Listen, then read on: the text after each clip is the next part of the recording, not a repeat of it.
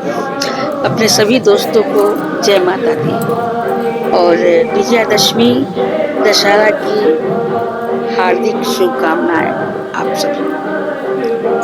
तो आज तो ये विजयादशमी है 2 अक्टूबर और महात्मा गांधी और लाल बहादुर शास्त्री जी की जन्मदिन की तिथि भी है।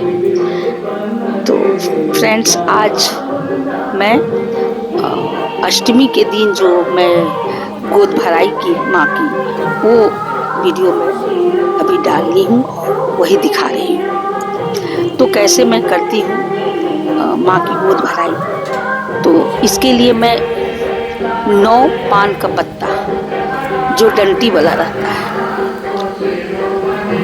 उसको मैं रख के पूजा करती हूँ।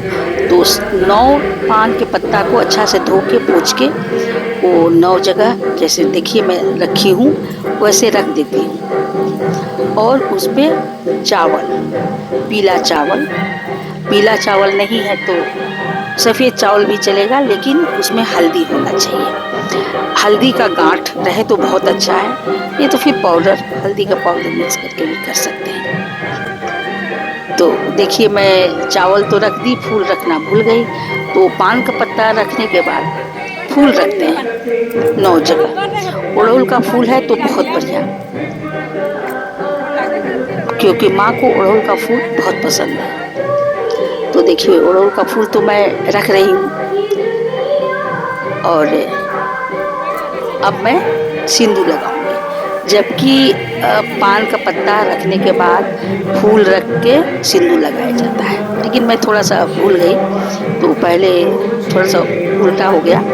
मतलब पहले पान का पत्ता रख के फूल रख के 9 जगह सिंदूर लगा के फिर चावल वगैरह प्रसाद रखा जाता है। तो कोई बात नहीं, होता है ऐसा। तो मैं पान का पत्ता रख दी, उस पे 9 जगह फूल रख दी उड़हुल का, फिर 9 जगह सिंदूर लगा दी पान के पत्ता पर, और चावल मैं उसमें रख दी। और चावल रखने के बाद उसमें अपना अंदाज से चावल रख सकते हैं, तो अंदाज से चावल रख दिए। और अब उस पे आप जितने तरह का फल रखना है फल रख दीजिए, आपकी इच्छा के अनुसार है। और माँ को बतासा बहुत पसंद है, बतासा जो चीनी का बनता है, आप लोगों को पता होगा। तो वो बतासा जरूर ही मैं तो चढ़ाती हूँ हमेशा, क्योंकि मुझे पता है कि माँ को बतासा बहुत प्रिय है। तो मैं बतासा चढ़ाती हूँ जरूर। फल वगैरह जितना भी चढ़ा लीजिए, मिठाई चढ़ा लीजिए, लेकिन बतासा भी मैं चढ़ाती हूँ। बतासा और मकुंदाना माँ को बहुत पसंद है, तो मैं बतासा भी चढ़ा रही हूँ, मकुंदाना भी चढ़ा रही हूँ। ये देखिए सब मैं डाल रही हूँ। बहुत अच्छा लगता है माँ का इस तरह गोद भरने में, मुझे तो बहुत अच्छा लगता है। तो ये माँ की मूर्ति रखी हुई है मेरे सोसाइटी में, बस मेरे सोसाइटी में नीचे में। और हम लोग प्रत्येक वर्ष हर साल माँ की मूर्ति रखते हैं, माँ को बुलाते हैं, 9 दिन रखते हैं। और माँ की जब विदाई होती है तो बहुत रोना आता है। पूरे दिन तो बहुत अच्छा लगता है, गाना बजाना भजन कीर्तन चलता है। पंडित जी पूजा करा के जाते हैं, भजन कीर्तन खूब होता है। 11, 12, 1 बजे रात तक हम महिलाएं बैठ के भजन कीर्तन करते हैं, बहुत अच्छा लगता है। लेकिन जब माँ की विदाई होती है तो बहुत रोना आता है। तो और आज विजयदशमी है, आज विदाई होनी थी लेकिन विदाई आज नहीं हुई। तो देखिए माँ को सब रख करके श्रृंगार का सामान माँ को भी हम लोग अर्पित करते हैं। तो देखिए ये माँ का श्रृंगार का सामान में सब चीज देते हैं, सिंदूर, चूड़ी, बिंदी, नेल पॉलिश, पैर रंगने वाला, बाल में लगाने वाला, और मेहंदी, ऐना, कंघी, मिरर, ऐना मतलब। तो ये सारा चीज अब जितनी जिसको मतलब खुशी है, मतलब अपना उतना श्रृंगार के सामान चढ़ाते हैं। मैं भी श्रृंगार के सामान 2 जगह चढ़ाई हूँ, 2 जगह। एक तो माँ को चढ़ा के वहीं रख दे रही हूँ, और एक चढ़ाई हूँ जो माँ को पैर से छुआ करके मैं घर ले जाऊंगी। जो कि मैं अपने बहू और अपने और बेटी को दूंगी। सुहाग का चीज़ है ना ये सब श्रृंगार का। तो ये देखिए, ये जो मैं यहाँ श्रृंगार का रखी हूँ पैकेट, ये माँ के लिए यहीं पर छोड़ दूँगी और अलग से मैं चढ़ा करके फिर रख लूँगी, वो मैं अपने परिवार फैमिली के लिए। तो यही सब माँ को प्रसाद चढ़ाइए और उसके बाद ये श्रृंगार का सामान चढ़ाइए। सब चढ़ाने के बाद फिर अगरबत्ती धूप से माँ को मतलब अगरबत्ती धूप दिखाइए। तो अब देखिए नारियल भी तोड़ते हैं। देखिए एक नारियल है, अब नारियल भी टूटेगा और नारियल तोड़ने पर जो उसका पानी निकलता है वो माँ के पैर पे हम लोग जरूर डालते हैं। देखिए बहुत अच्छा लगता है। तो आज 10वीं के दिन ना, आज मूर्ति हम लोग विसर्जन नहीं करेंगे और पंडित जी अभी आए हैं, आकर के पूजा करा के करके आरती करवा करके चले गए हैं। और कल होगा, कल यानी 3 अक्टूबर फ्राइडे शुक्रवार को मूर्ति विसर्जन होगा। देखिए मैं इधर उधर माँ का पूजा करके अब कलश के पास मैं आ गई पूजा करने के लिए। तो ये बहुत अच्छा लगता है, सोसाइटी में पूजा होता है, कहीं और जाके जाने का समय ही नहीं मिलता है। हम लोग को दिन सुबह से शाम, शाम से रात कैसे बीत जाता है पता नहीं चलता है हम लोग को, और अच्छा भी बहुत लगता है। आरती वगैरह मैं दिया और अगरबत्ती दिखा दी माँ को। अब नारियल टूट रहा है, देखिए नारियल अभी टूटेगा और माँ के चरणों में नारियल का पानी अर्पित हम लोग करेंगे। देखिए माँ के चरणों में डाल रहे हैं, हो गया। अब उधर कलश पर भी डालेंगे, माँ के चरणों में डालने के बाद कलश में भी डालेंगे। इसी तरह मैं तो पूजा इसी तरह अष्टमी का गोद भराई माँ की ऐसे ही करती हूँ, अच्छा भी लगता है। और मैं शुरू से ही अष्टमी को ही गोद भराई करती हूँ। बहुत लोग यहाँ मेरे सोसाइटी में नवमी को भी करेंगे, अष्टमी को भी कुछ लोग किए हैं, लेकिन कुछ लोग नवमी को भी करेंगे गोद भराई। ये गोद भराई हो गया।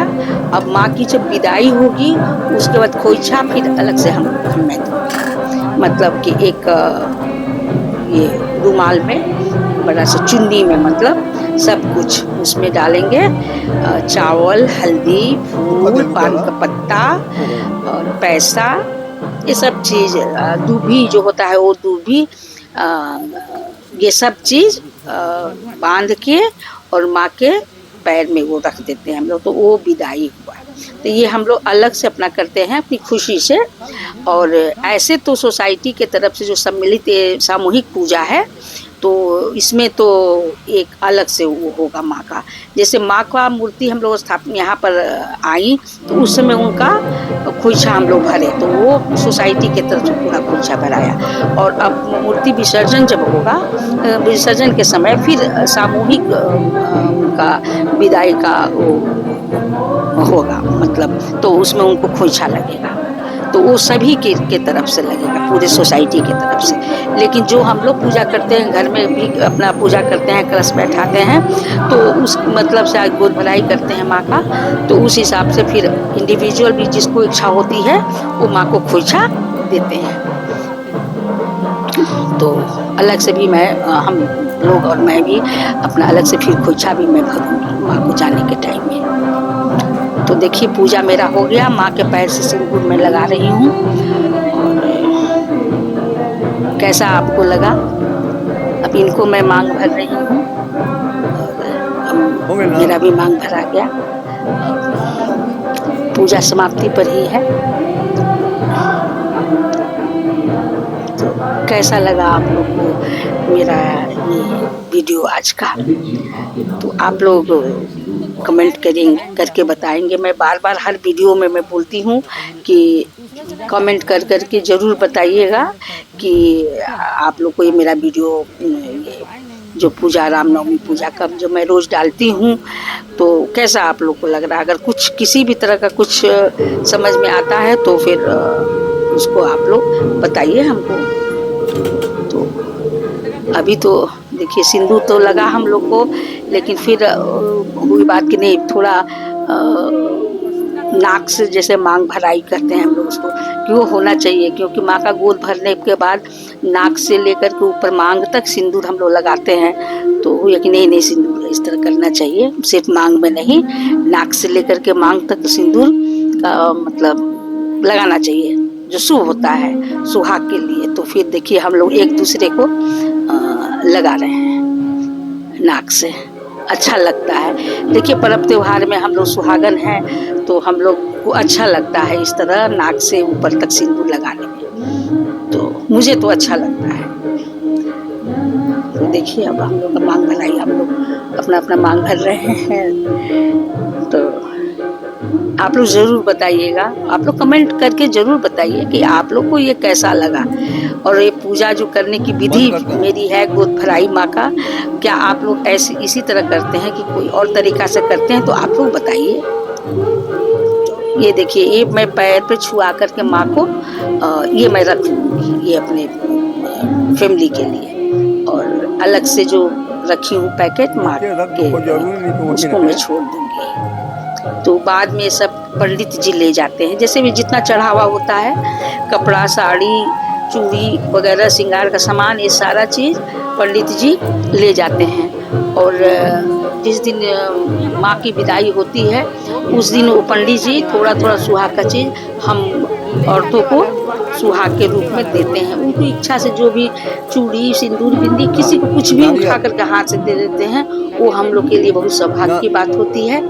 तो वो पंडित जी हम लोग को फिर देंगे मूर्ति, जिस दिन विसर्जन होगी उस दिन वो पंडित जी हम लोग को हम सुहागनों को देंगे। तो अब चलिए, अब मेरा वीडियो समाप्ति पर है।